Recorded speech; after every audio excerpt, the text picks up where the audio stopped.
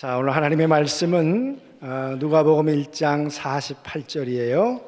48절 한 절 말씀. 48절 같이 한번 읽겠습니다. 그의 여종의 시작. 그의 여종의 비천함을 돌아보셨습니다. 보라, 이제 후로는 만세 나를 복이 있다 일컬이로다. 아멘. 할렐루야. 주님의 이름으로 문안드립니다. 시카고 나사렛 교회에서 목회하는 양정성 목사입니다. 시카고는 체감 온도가 24도입니다. 영하. 엄청 추운데 저보고 자꾸 어르신들이 춥지 않냐고 물어보는데 전 덥거든요. 여러분, 그런데 안중교회 2부 예배 드렸고 3부 예배 드리는데 분위기가 참 좋습니다. 하나님의 영이 안중교회에 임한 줄 믿습니다. 성가대 너무 은혜로운데요. 너무 감사합니다. 조대성 교수님 오랜만에 뵙습니다.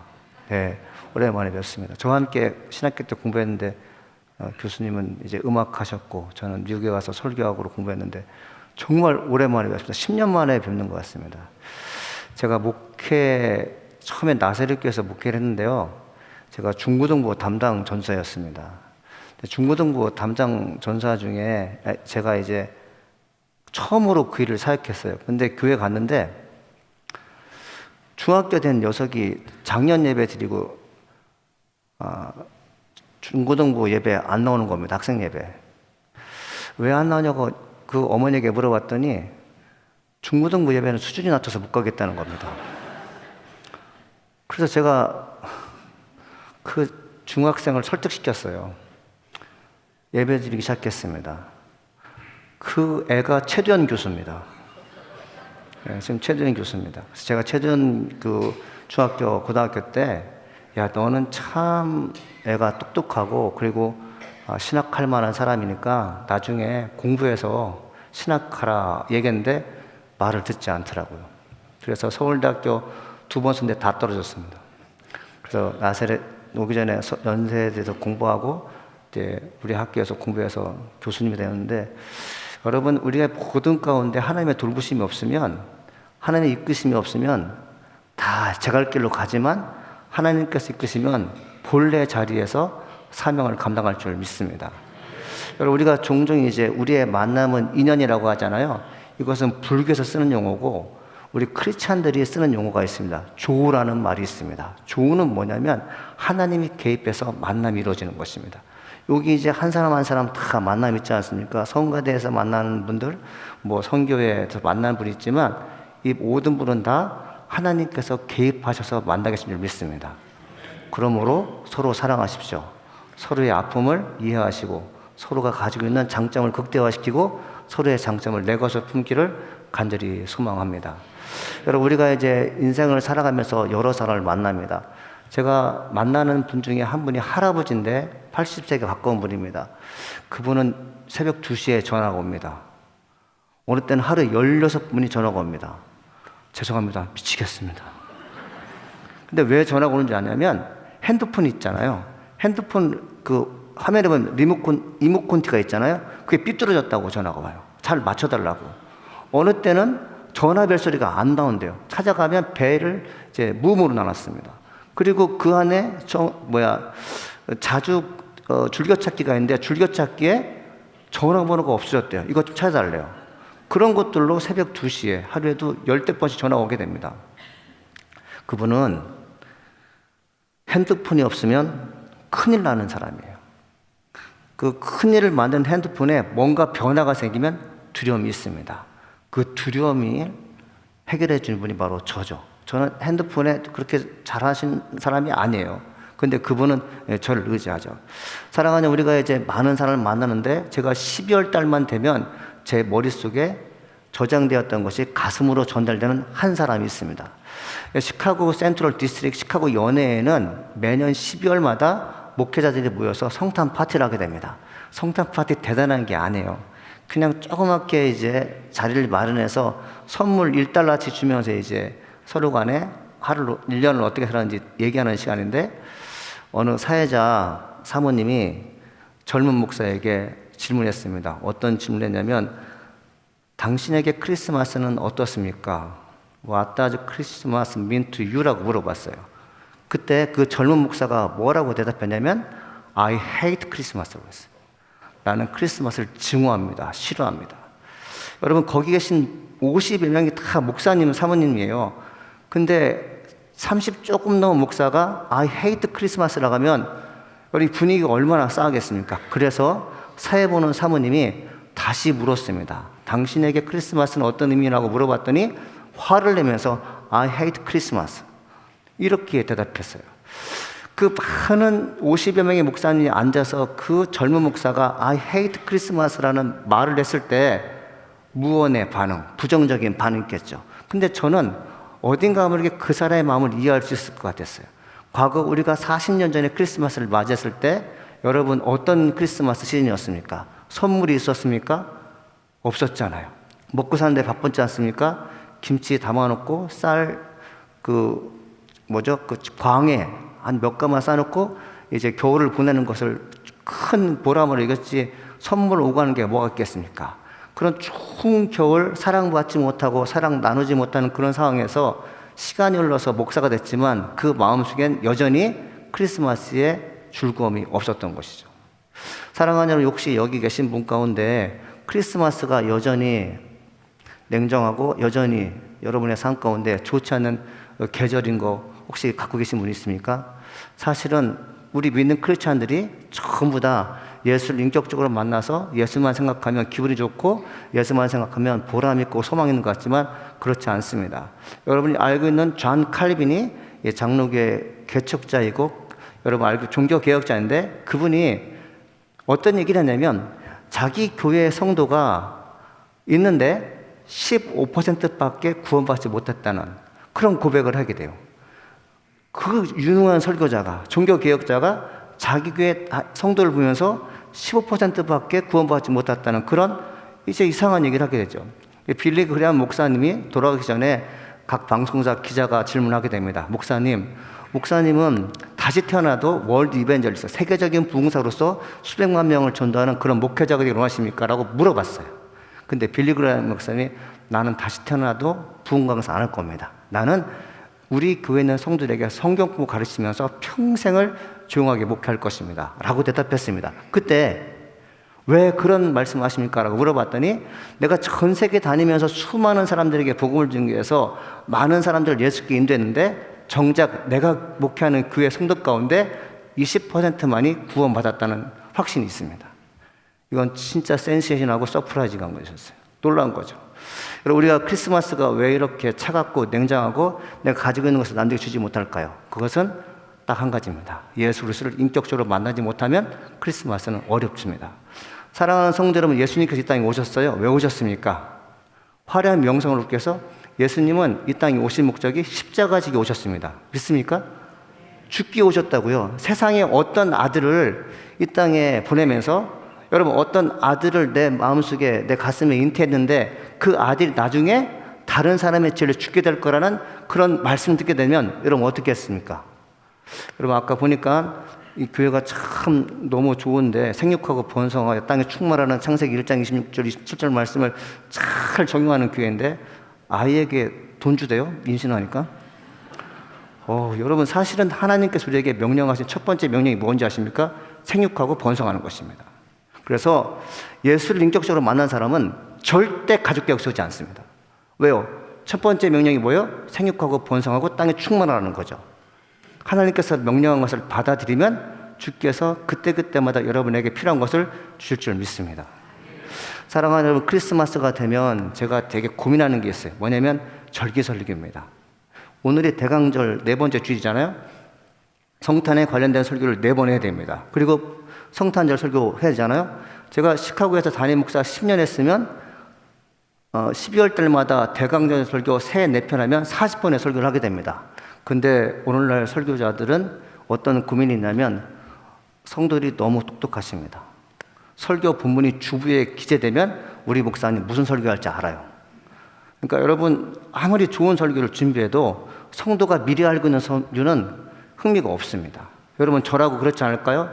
목사가 점장하면서 죄송합니다만 성도의 눈치를 보게 되고 성도의 편안을 요구하면서 크리스마스가 무거운 설교로 우리에게 전해질 것임에도 분명하고 우리가 어떤 설교를 하냐면 눈치 보는 설교, 소망을 주고 평안을 주고 그 다음에 가벼운 설교하는 것이 우리들의 딜레마가 돼버렸어요. 그러던 중에 제가 어떤 책을 읽었냐면 루터 겨울에 설교하다라는 책을 읽었어요. 그 책은 이제 어떤 배경이 있냐면 루터가 몸이 약해서 공식 성상에서 물러나게 됩니다. 대설교자예요. 유능한 신학자입니다. 그는 신학교에서 강의할 때 수천 명의 수강생들을 이제 들어와서 그렇게 강의하는 그런 홀란 루터였습니다. 근데 몸이 아파요. 근데 몸이 아픈데 어디서 설교했냐면 집에서 설교하게 됩니다. 집에서 설교하는 중에 이제 그가 쓴 것이 바로 성탄설교인데 루터 겨울에 설교하다는 내용이에요. 그러니까 루터가 초라한 모습을 가지고 살던 중에 공식 성상에서 물러나서 집에서 설교하는데 자기 아내가 임신하게 됩니다. 여러분, 자기 아내가 임신했을 때 무엇이 오버랩됐을까요? 요셉의 아내 마리아가 임신한 일이었습니다. 루터는 1525년 성탄절 관심을 갖는 설교 주제는 왜 가련한 목사의 젊은 아내를 돕는 사람이 하나도 없는가라는 설교 제목이었습니다. 왜 하나도 없을까? 여러분, 이 설교 제목이지만 누구한테 하는 걸까요? 내가 가난한 목회자이고 집에서 설교하는 목사인데 우리 아내가 임신했는데 우리 아내를 위해서 애쓰고 힘쓴 사람이 없었다는 그런 무언의 설교였습니다. 설교 내용 가운데 이런 게 나옵니다. 어느 누구도 그녀를 도와주지 않았습니다. 그녀는 낯선 장소로 인도되었습니다. 그곳에는 야간 근무자가 필요로 하는 최소한의 빛도 불도 없었습니다. 어두운 한밤중에 마리아는 혼자였고 일반적으로 모든 사람에게 당연히 행해져야 하는 배려 내지는 조치도 그녀에게 없었으며 어느 누구도 그를 돕지 않았습니다. 루터가 마리아의 상황을 보며 마리아를 돕는 사람이 없다라고 얘기하지만 누구를 돕지 않는 거요? 임신한 자기 아내를 돕지 않은 서글픔을 설교로 표현한 것입니다. 여러분, 대부분의 설교자와 설교를 듣는 성도들은 예수님이 마국간에서 태어나는 것에 초점을 맞춥니다. 아기가 좋지 못한 환경에 태어나는 그 순간을 애처롭게 여기지만 사실은 아기를 마국간에서 태어나게 하고 그 아이를 구유에 누이는 어머니의 마음이 더 아프다는 실정을 헤아리는데 접근이 약합니다. 쉽게 설명하면 사랑하는 여러분, 아기가 마국간에서 태어나서 구유에 누웠어요. 그 아이가 뭘 알겠습니까? 내가 태어나보니까 마국간이네? 내가 왕인데 왜 구유에 있지? 이렇게 얘기할까요? 내가 진짜 비참하구나 라고 얘기할까요? 아닙니다. 아이는 그 생각을 못해요. 엄마로서, 아버지로서 마국간에서 아이를 태게 하는 그 엄마의 심정이 더 아픈 것이겠죠. 그렇지 않습니까? 내가 좀 좋은 방에서 아기를 태어나게 해야 되는데 그렇지 못한 엄마의 마리아의 마음이 더 아픈 것입니다. 여러분, 예수님이 태어난 곳은 베들레헴입니다. 근데 예수님의 고향은 갈릴리 나사렛이에요. 갈릴리 나사렛에서 태어나지 않고 왜 베들레헴에 태어나셨을까요? 이거 궁금해 본 적 있습니까? 왜 그런가 하면 그 당시 로마의 아우구스투스 황제가 유다 전역에 호적 조사를 하게 됩니다. 그래서 베들레헴 가서 호적을 기록하게 하죠. 근데 여러분들 예수님이 성장했던 갈릴리 나사렛에서 유다 베들레헴까지의 거리는 직선으로 170km예요. 그럼 이제 파워포인트 잠깐 보시겠는데 170km입니다. 근데 보시겠지만 우리가 직접 가지 않고 갈릴리를 돌아 여리고로 예루살렘을 돌아 유다 땅 베들레헴까지 가려면 230km가 걸립니다. 높은 거죠. 여러분, 장정이 걸으면 열흘 정도 걸을 수 있다고 해요. 근데 만삭이지 않습니까? 만삭이 돼서 걷게 되면 얼마나 걸릴까요? 20일은 넘게 걸리는 거죠. 그렇게 험난한 길을 지금 걷고 있는 것입니다. 요셉과 마리아가 살고 있는 동네는 어떤 동네이죠? 갈릴리는 그 당시 유대 땅에서 가장 가난한 동네였습니다. 목수는 어떤 일을 했냐면 그 당시 로마 정부의 하청을 받아서 로마 관리가 사는 저택을 짓는 일에 동원됐는데, 여러분, 유대의 목수들은 정당한 임금을 받고 일하는 사람이 아니라 거의 노예처럼 부려먹고 적은 임금을 받았기 때문에 목수는 아주 가난한 사람이었어요. 근데 여러분, 그 요셉이 어떤 사람이에요? 다윗의 후손이에요. 왕이에요. 다윗의 후손인데 정말 가난하게 사는 것입니다. 갈릴리 나사렛에서 유다 땅 베들레헴까지 몇 킬로예요? 230km를 마차를 태워서 가면 좋겠는데 요셉은 그렇게 부유함이 없습니다. 여러분, 이 갈릴리라는 동네에서 유대 땅 베들레헴까지 가는 거리, 여러분이 만일에 마리아였고 그리고 여러분이 만일 요셉이어서 아내 마리아와 함께 베들레헴을 가는 그 시계를 상상해 본다면 어떤 상상을 하겠습니까? 우리는 종종 원치 않는 시련을 당해야 하는 아픔이 있습니다. 불만이 가득할 때가 있죠. 편안하게 고향인 갈릴리에서 아기를 낳으면 되지 보름 동안 걸어서 베들레헴에서 아이를 낳아야 하는가는 불만이 있습니다. 나는 원치 않는데 세상이 나를 원치 않는 곳을 이끌 수 있고 나와 함께 고난의 행진에 속한 사람이 나에게 아무런 도움이 되지 않는 사람을 볼 때마다 불만이 이루 말할 수가 없습니다. 여러분, 아기를 임신한 것은 소망이지만 낳는 일은 무척이나 고통스럽게 느껴집니다. 우리들 대부분 좋은 일에 소망을 갖고 있지만 그 소망을 완성하는 가운데 원치 않는 혹은 예견치 않는 일들로 인해 짜증이 나기도 합니다. 어느 순간에는 예수를 떠나고 싶고 교회를 떠나고 싶고 가정도 버리고 싶고 그리고 어느 순간에 모든 일을 다 중단하고 홀로 잠적하고 싶은 은둔자의 삶을 살고자 하는 욕망과 소망이 있습니다. 여러분, 마리아처럼 나의 목적이 안 자는 곳에서 낳는 곳이어야 되는데 그렇지 않은 경우가 우리에게 있다면 여러분 어떻겠습니까? 드디어 20일 만에 유다 땅 베들레헴에 도착했습니다. 여관을 찾아 심을 가지려 했지만 여관은 있지만 산모가 몸을 풀 장소가 없습니다. 마구간에서 쉬고 있는 중에 아기를 낳습니다. 아기를 구유에 놓게 됩니다. 만일 여자 성도분이 마리아이고 그리고 내 딸이 가난한 사이로 인해 고생하고 있다면 어떤 심정이 들겠습니까? 마리아 자신은 어땠을까요? 남편은 원망했을까요? 왜 나를 이렇게 고생시키며 불평을 했을까요? 여관에 이미 투숙한 사람들은 마구간에서 아이를 낳고 있는 비명소리 듣고 있지 않겠습니까? 사람들은 마구간에서 아기를 낳는 비명을 지르고 있는 산모를 위해서 내 방을 비워주어야 되는데 그렇지 않습니다. 냉혹한 거죠. 여러분, 여러분의 삶 가운데 정말 힘들고 어려운데 여러분이 함께 생활하는, 함께 동거하는 그 여인이 임신했는데 여러분 어느 누구도 도와주지 않아요. 마구간에서 그 여관이 있는 투숙객이 있는 방은 1분 거리밖에 안 돼요. 아내가 비명을 질러요. 산모의 고통소리가 들립니다. 그러면 인정 있고 사랑이 많은 안중교회 성도라면 여러분 방 내놓지 않겠습니까? 그런데 성경엔 그런 사건을 기록되지 않고 있어요. 그냥 마구간에서 낳게 됩니다. 여러분, 제가 아까 I hate Christmas라고 했던 목사의 반응은 무엇인지 알겠죠? 힘들고 어려운 상황에 있을 때 사랑을 경험했다면 크리스마스 시즌은 hate Christmas 아니라 메리 크리스마스가 되는데 어렵고 힘든 가운데 여전히 나에 대해서 사랑을 베풀 줄 모르는 사람을 만나서 성장한 그 사람은 여전히 크리스마스는 hate 크리스마스죠. 사랑하는 성도들에게 묻겠습니다. 여러분은 hate 크리스마스입니까? 메리 크리스마스입니까? 여러분, 이거 진지하게 대답할 수 있어야 돼요. 성탄이 그렇게 무거운 날입니다. 우리는 가지고 있는 것으로 이웃에게 주는 것에 인색할 수 있어요. 없다고는 말할 수 없지만 있는 것을 가지고 남에게 베푸는 일에 인색하면 그 인색함을 당한 사람은 크리스마스가 괴로운 날이 되는 것입니다. 마리아는 어느 누구로부터 도움받지 않고 홀로 아이를 낳았잖아요. 그러면 불만이 있을 건데 그렇지 않죠. 여러분, 저희도 이제 애가 넷입니다. 첫째 아들, 둘째 딸, 셋째 아들, 넷째 딸, 아들, 딸 이렇게 낳았어요. 근데 여러분, 제가 4명 애기 낳을 때마다 다 옆에 있었거든요. 근데 한 애 낳을 때 못 있었어요.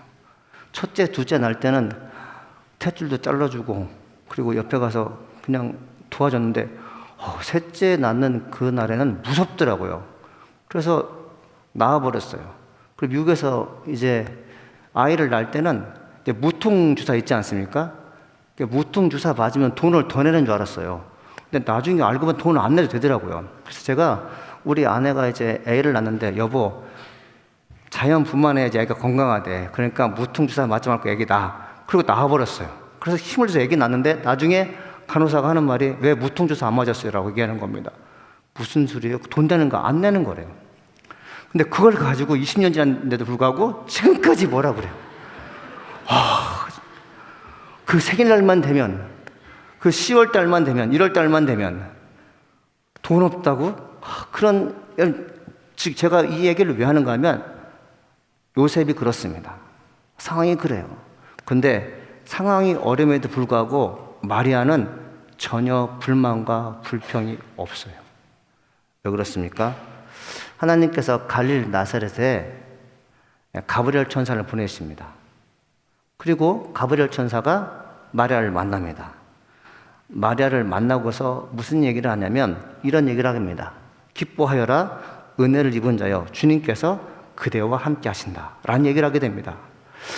이 마리아가 그 얘기를 듣고 이해를 못하는 것입니다. 아니, 내가 무엇인데 하나님께서 함께 하신다, 그것도 가브리엘 천사가 오셔서 나에게 말씀하신다?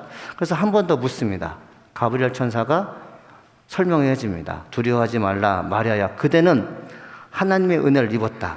보아라, 그대가 잉태하여 아들을 낳을 터인데 그의 이름을 예수라고 해라. 그대는 위대하게 되고 더없이 높으신 분의 아들이라 불릴 것이다. 주 하나님께서 그에게 그의 조상 다윗의 왕위를 주실 것이다. 그는 영원히 야곱의 집을 다스리고 그의 나라는 무궁할 것이다.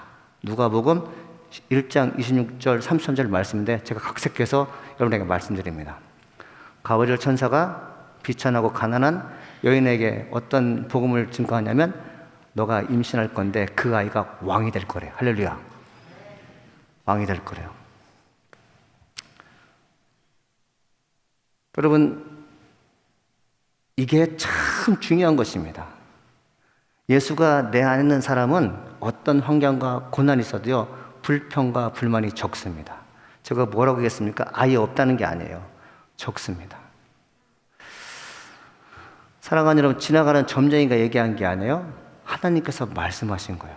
그러니까 갈릴리 나사렛에서 유다 땅 베들레헴 230km를 돌아서 만삭이 된 여인이 20일 동안 걸어가도 불평과 불만이 없어요.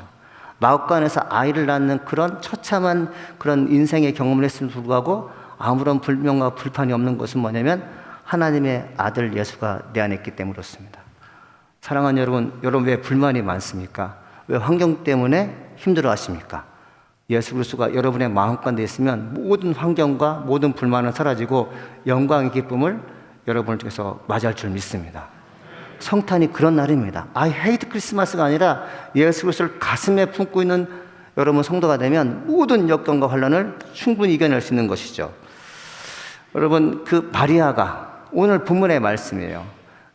개역개정을 읽었지만 세번역성이 이렇게 써 있습니다. 그가 이 여종의 비천함을 보살펴주셨기 때문입니다. 이제부터는 모든 세대가 나를 행복하다 할 것입니다. 여러분, 마리아는 자신을 우선 비천하다고 되어 있어요. 이 비천하다는 말이 영어로 humble인데 뜻이 어떤 뜻이냐면 아주 낮은 신분입니다. 낮은 상태예요. 그리고 이 심리학적으로 어떤 뜻이냐면 열등감에 배어있는 그런 단어입니다. 비천하다는 것이죠. 사랑하는 안중교회 성도 여러분, 혹시 중고등부 자녀 데리고 계신 분들 있죠? 여러분, 아이들을 교육시키는 것 때문에 너무 힘들죠? 많이 힘들 것입니다. 왜 안 힘들겠어요? 제 딸이, 죄송합니다, 제가 이 얘기 안 하려고 하는데 제가 제 딸이 고등학교 졸업할 때 전교 1등으로 졸업했습니다. 지금 프리 메디슨에서 공부하고 있는데 마찬가지로 400명 프리 메디슨 공부하는 가운데 지난 학기도 전교 1등을 했습니다. 저를 보고 오하지 마세요.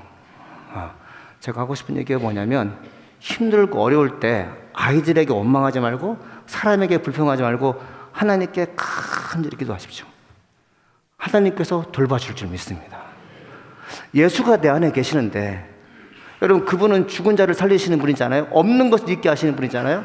그 없는 것을 있게 하신 하나님께서 우리와 함께 하시면 자녀 문제, 여러분 결혼 문제, 물질 문제 주님께서 돌보지 않겠습니까? 성탄은 어떤 날이냐면 여러분이 갖고 있던 어려운 문제가 예수님의 이름으로 극복됐다는 것을요 전하는 날이에요. 할렐루야.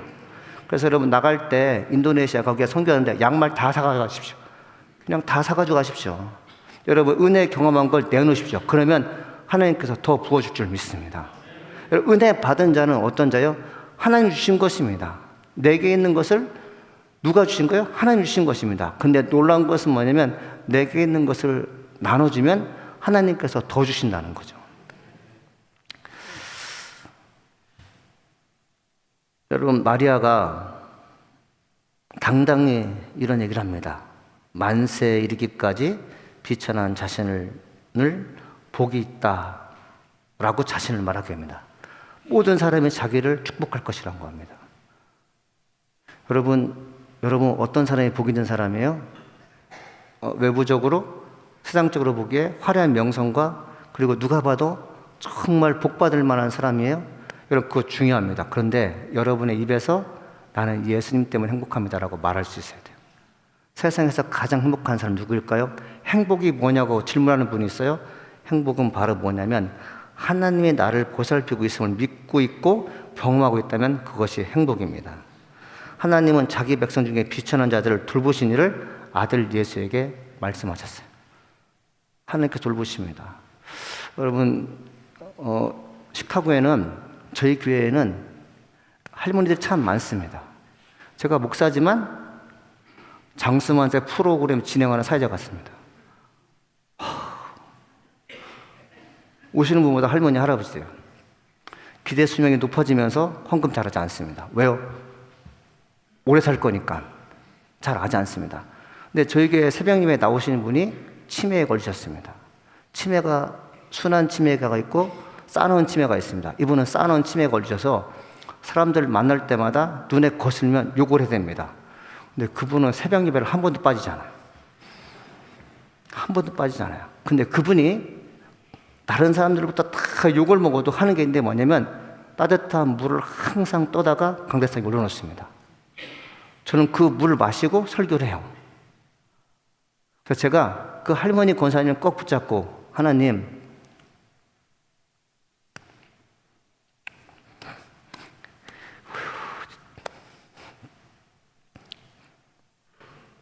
죄송합니다. 울지 말아야 되는데.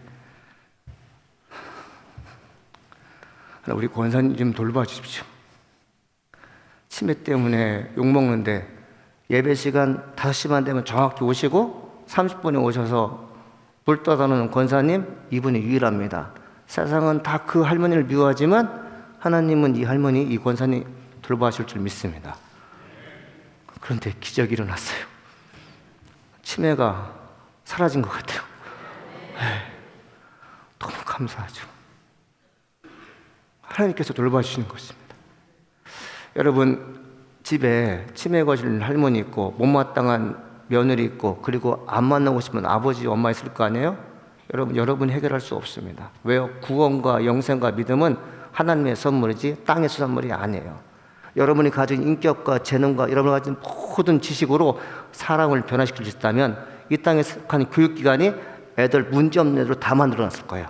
그러나 그것은 안 되는 것입니다. 하나님이 세상을 이처럼 사랑하사 독생자를 주셨으니 이는 저를 믿는 자마다 멸망치 않고 영생을 얻게 하려 하심이라.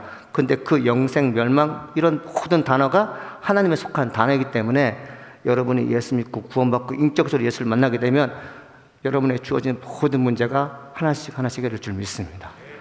예수님께서 제자들과 무리들과 함께 우리가 잘 나인성으로 들어가셨어요. 들어가시려고 하는데 사람들이 관을 메고 나옵니다. 근데 관을 메고 나오는데 그 안에 누가 있냐면 청년 한 명이 죽어서 나옵니다. 성경을 보니까 그 청년의 어미는 과부였다고 되어 있어요. 여러분, 그냥 죽은 게 아니라 누가 죽었어요? 아이가 죽은 게 아니라 장성한 청년이 죽었습니다. 여러분, 과부로서 아들 하나를 키우는 것은 자기의 모든 열정이에요.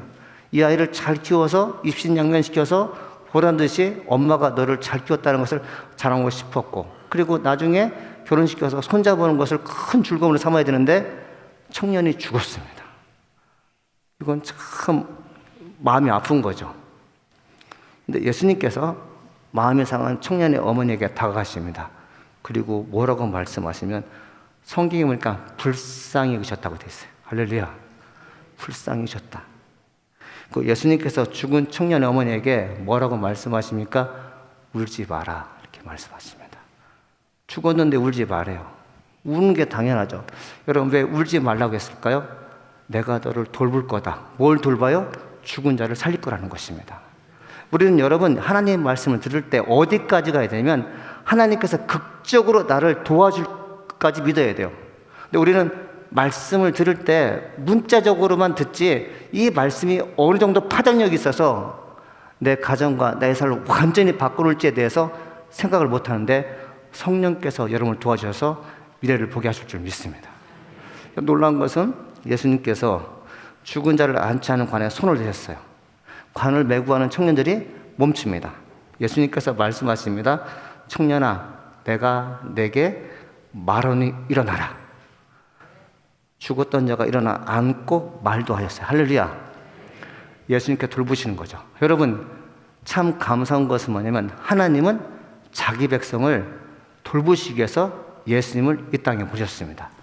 그것이 성탄절이. 할렐루야. 누구 백성이요? 자기 백성이요. 저 바깥에 있는 예수 안 믿는 사람이 아니라 하나님 아는 자기 백성을 돌보시기 위해서 예수님 이 땅에 보셨어요. 여러분, 예수님의 아들, 하나님의 아들 예수님의 돌봄받기까지 축원합니다. 나인성 과부의 사건을 이제 누가는 한마디로 딱 요약합니다. 누가복음 7장 16절에 뭐라고 써있냐면 이렇게 써 있어요. 우리 한번 읽어볼까요? 시작. 또 하나님께서 자기 백성을 돌보셨다 하더라. 아멘. 자기 백성을 또 돌보셨다고 얘기했어요. 여러분, 힘들고 어려울 때 하나님의 도움을 또 받길 간절히 소망합니다. 자꾸 받는 거죠. 여러분, 힘들고 어려워도 주님의 돌봄 받는 거, 그것이 여러분의 입에서, 여러분의 삶 속에서 있기를 간절히 축원합니다. 한 가지만 더 얘기하고 말씀 마치겠습니다. 제가 아는 친구 목사님의 아버님이 몇 달 전에 돌아가셨는데 치매로 좀 고생을 하셨어요. 치매로 고생하셨는데 이 목사님의 인격과 그리고 사람 모든 과정이 성도들에게 본이 되고 자기 아버지처럼 섬기는 그런 성도였어요. 그래서 이 목사님이 은퇴했지만 돌잔치, 결혼식 이런 잔치에 모시고 와요. 근데 어떤 일이 벌어지냐면 이 목사님이 치매에 걸렸는데 자녀 돌잔치에서 기도할 때는 정상이 돼요. 갑자기 목소리가 바뀝니다. 갑자기 예전의 목사님의 목소리로 바뀌고 축복을 하는 기도가 일어나요. 여러분, 치매지만 하나님 돌보시는 거 아니에요. 다 이뤘는데 하나님이 그를 돌보시고 이끄는 거 아니겠습니까? 사랑하는 여러분, 이 나인성의 과부를 돌보셨던 예수님이 여러분의 하나님이십니다.